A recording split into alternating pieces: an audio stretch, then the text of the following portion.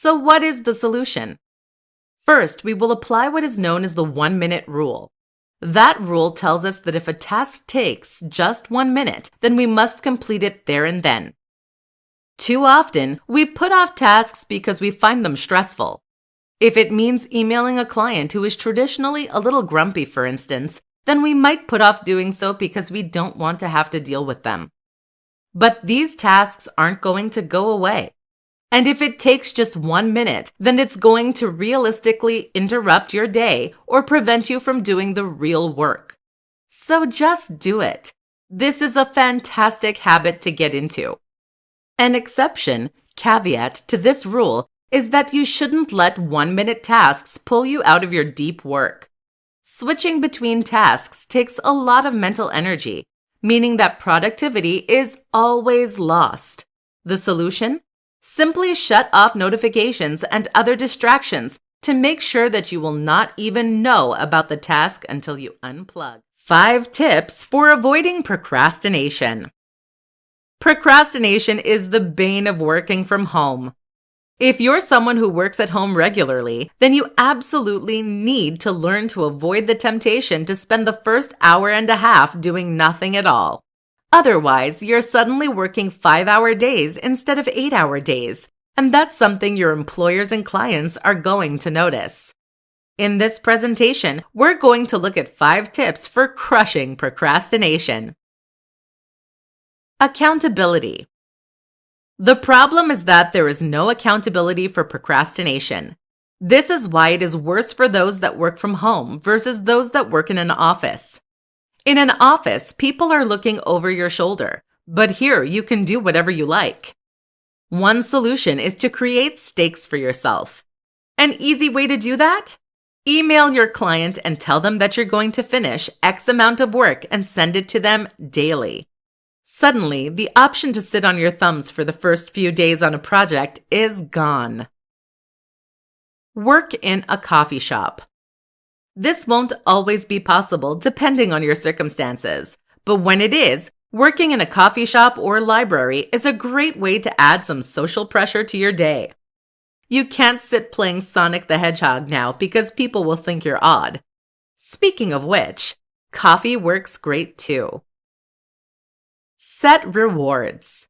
Try setting yourself small rewards for accomplishing set amounts of work each day.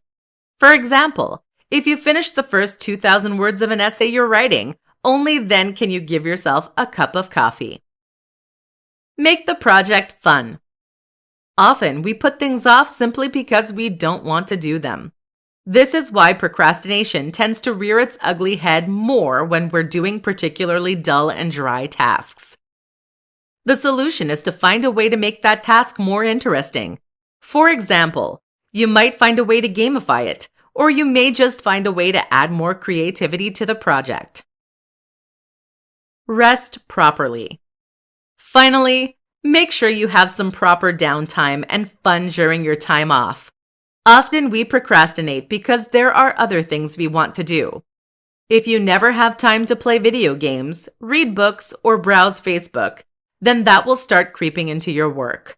So actually enjoy your time off, and you should find this changes.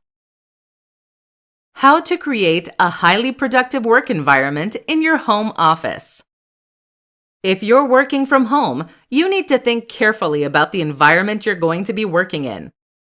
You're now not only responsible for the work you do, but also for your surroundings. This is important, seeing as the space you work in can drastically impact on your ability to stay focused. Now you have the opportunity to create a space that is perfectly conducive to your work style and that will help you to feel inspired, motivated, and comfortable. But too many people will find that the exact opposite thing happens instead. They end up working in squalor and feeling demotivated, cluttered, and distracted as a result. Listen up, and we're going to go over how to get this right and create a home office that you can't wait to sit down to work in. Eudaimonia machine. The Eudaimonia machine is a hypothetical architectural project described in Cal Newport's book, Deep Work. Here, Newport explains what the perfect space would be like in order to encourage focus and productivity. One of the key features of this space was a gallery of sorts, including inspiring works and figures. Let's say that you're a writer then. This space might include a typewriter owned by a famous writer, a lot of impressive-looking books, or a quote from Shakespeare on a plaque. The idea of this is to help put you in the right headspace, to help you feel inspired and excited to get to work. Comfort. Another important thing for a home office is comfort. When you are uncomfortable, whether that's because the seat is awkward or the desk is the wrong height, this steals attention away from whatever you're doing. Invest in a comfortable chair, an ergonomic keyboard, and anything else that will improve your comfort. Physiology. Physiological factors play a big part in our mental state.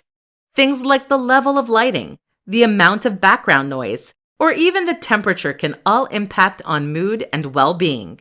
Make sure you have precise control over these things. Even smells can affect the release of neurotransmitters that impact on mood. Tools. Of course, the right tools will play a big role in helping you to be more productive, as will creating a work zone that will make everything you need easily accessible from your one spot. How to create a strict routine when working from home. There are many things that you may find you struggle to come to terms with when you start working from home. This is a big shift in the way that you work and approach work, and the result is that many people struggle to adapt.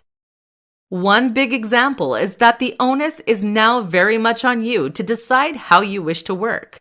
That means that you need to think about how you want your workflow to work, what hours you're going to work, and which tasks you're going to prioritize. In this presentation, we're going to look at how to create a routine that will help you maximize your productivity and get more done. Be strict about downtime. The first tip that many people don't recognize is that it is just as important to be strict about downtime as it is to be strict about your actual work. That's critical because it is during your downtime that you're going to recharge for the day ahead.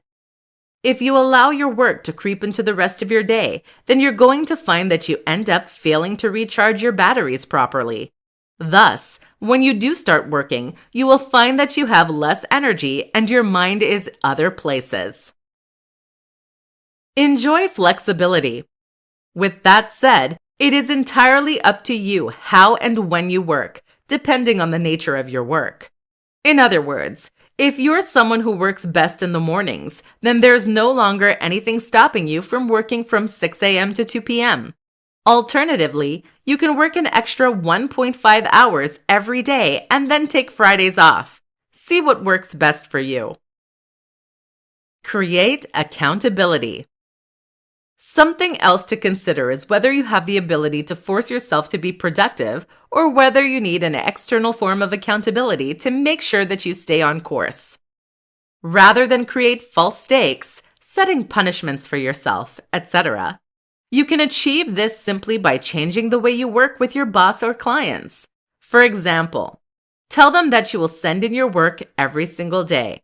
Suddenly, you have no option to procrastinate or to work slowly because they expect to see something at the end of every single working day. This can add a lot of discipline to your work process. How to deal with loneliness and social isolation when you work from home. If you have made the decision to work from home, then there is a good chance that you're someone who considers themselves to be an introvert. As such, you are probably more than happy to shut yourself away and to work on things you find rewarding. But even for an introvert, this can sometimes become a little lonely and isolating. And meanwhile, if you're an extrovert who has been forced to work from home through no choice of their own, it can be excruciating. In this presentation, we'll look how to deal with the loneliness and social isolation that comes with working from home. Find other ways to socialize. The first and most important way to ensure you don't go mad working from home is to try to find other ways to get your stimulation and engagement. For instance, if you're stuck at home with your family, you can take lunch with them in order to make the isolation a little more bearable. In fact, this is a huge upgrade. Instead of being forced to work alongside people you don't really know all that well, you are now spending time with people you actually love. You can also get on a video call with a friend or coworker using Zoom or Skype. For group video calls, a great app you could use is called House Party, which is available for iOS and Android devices. Work together on projects. If you're self-employed, then finding ways to work with others, especially friends, can make a big difference. Collaborating on a project with someone you get on well with is extremely rewarding, and it's a fantastic way to strengthen your friendship. Go out. Again, this isn't always possible, but where you can, why not go outside and work? Working from home doesn't have to mean working from home in the literal sense. All it really means is working not at the office. So why not take your laptop to a cafe and get some work done there? Or alternatively, why not work on a park bench and enjoy the sun on your face? How to deal with small tasks and prevent overwhelm. Often, it is not the biggest tasks that create the most stress for us. Big tasks loom over us, but they are simple and easy to understand. Instead, then, it is the smaller tasks that typically leave us stressed and overwhelmed. More specifically, it is when lots of small tasks build up that we can often find ourselves feeling snowed under and unsure of where to start. General advice is to tackle the biggest and most ugly project first in a working day. This is referred to as eating the frog. This is good advice as it means you can focus on providing value and getting work done rather than getting bogged down with administrative tasks. But if it means that you never quite cross those tasks off, you end up with a building pressure. There are emails to send, bills to pay, letters to open, broken web pages to fix, and all of this plays constantly on your mind even during your time off. This is what Tim Ferriss refers to as an open loop. That is any task that remains incomplete and meanwhile causes you stress and anxiety. So what is the solution? First, we will apply what is known as the 1-minute rule. That rule tells us that if a task takes just 1 minute, then we must complete it there and then. Too often, we put off tasks because we find them stressful. If it means emailing a client who is traditionally a little grumpy, for instance, then we might put off doing so because we don't want to have to deal with them. But these tasks aren't going to go away. And if it takes just 1 minute, then it's going to realistically interrupt your day or prevent you from doing the real work. So just do it. This is a fantastic habit to get into.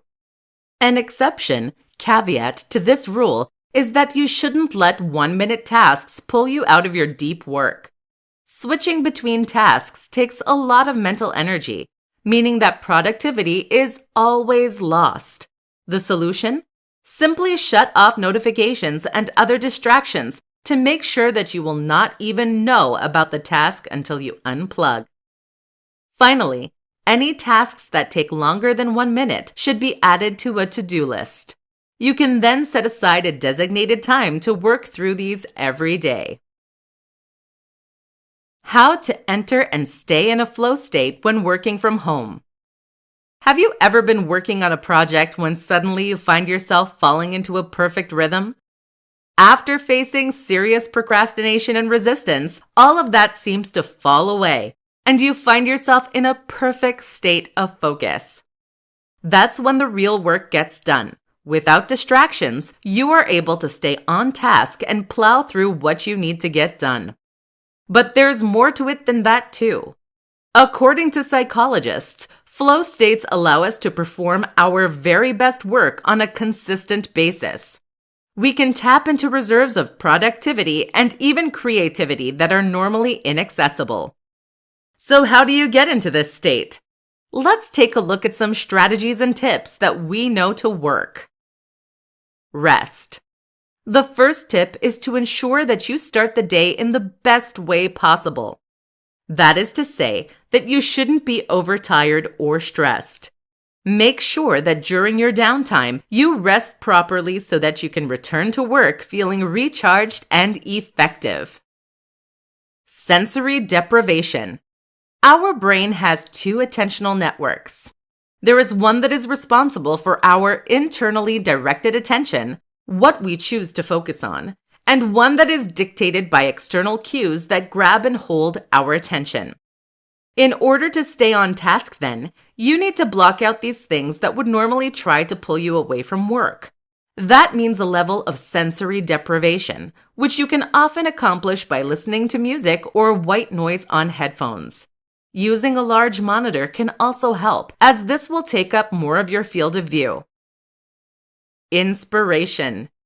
What many people don't realize is that their productivity is determined more so by their emotion than by logic. In other words, you will find it easiest to be productive when you actually feel interested in and excited by the work that you're required to do.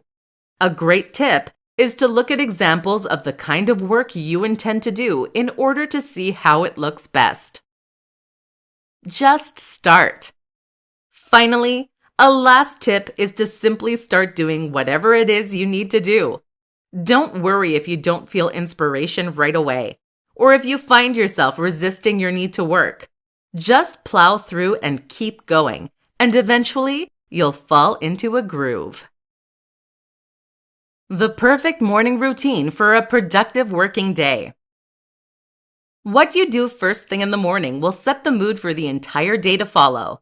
If you have a strong, productive start to your day, then you're going to find it much easier to dive straight into work and get lots done.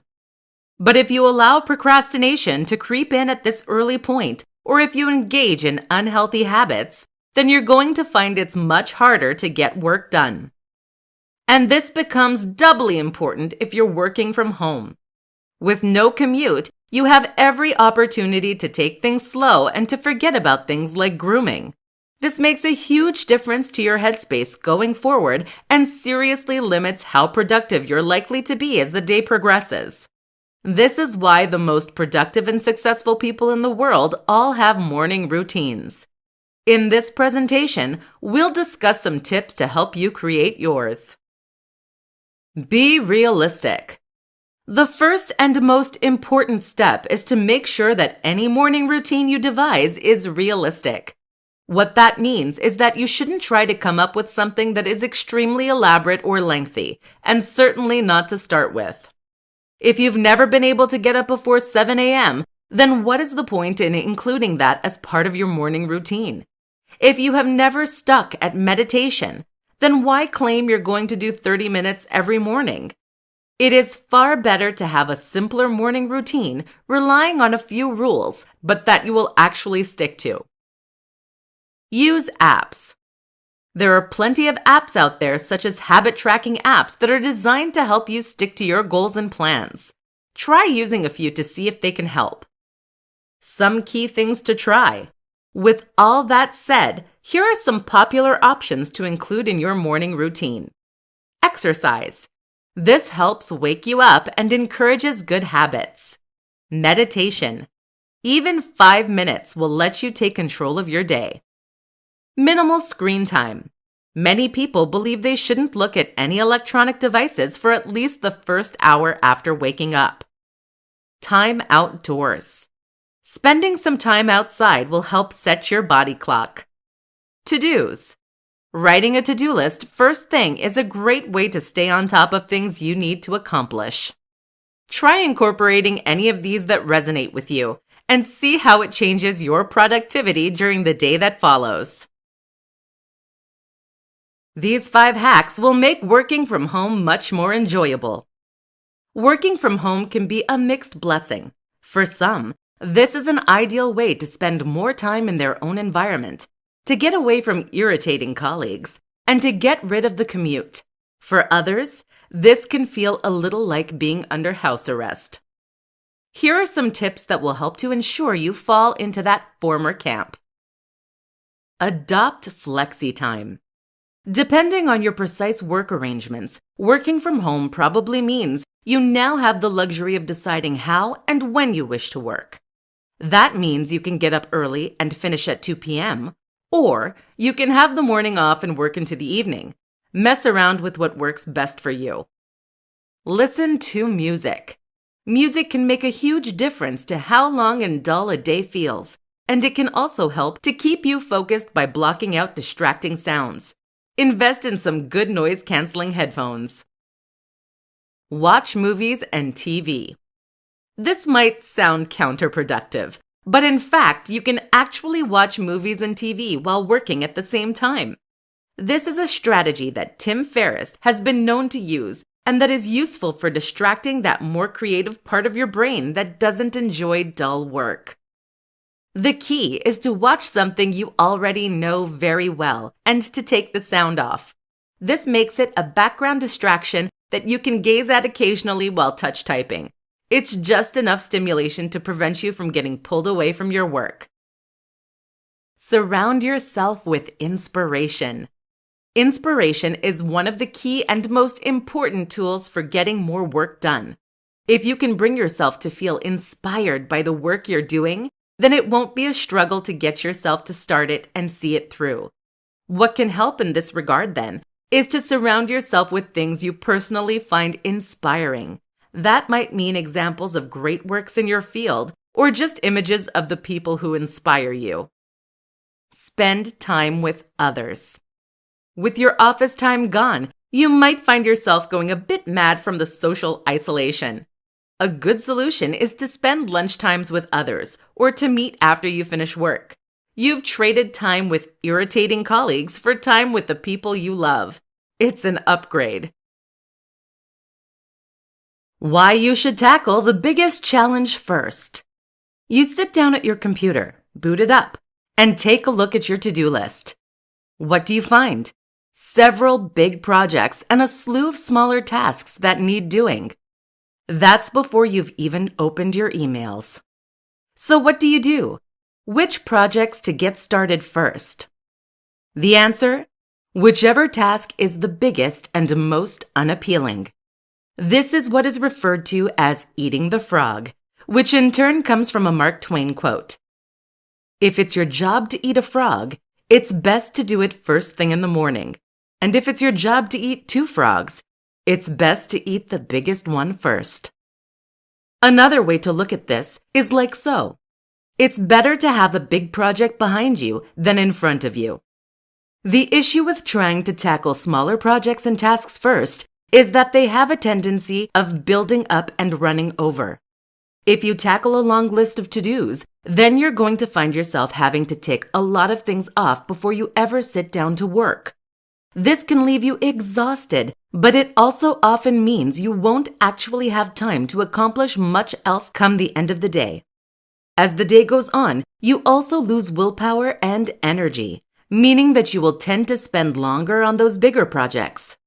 There's now a very real threat of it not getting done. Usually, the biggest and most unpleasant task is the one that will provide the most value. This is the one that clients pay the most for, or that is the most important for your employers. Thus, if you complete this task first, you know that you've accomplished the thing that is most valuable. You've done the actual work. This is also a great tool for building and developing the kind of willpower you need to stay productive and self-motivated. There is an exception to this rule, though, of course. That is when you have something that is urgent to do. If a task has a shorter deadline and is something you can't push back, then you should complete this first to avoid getting in trouble. Then the next task will be the biggest and most challenging. Everything else goes on your to-do list.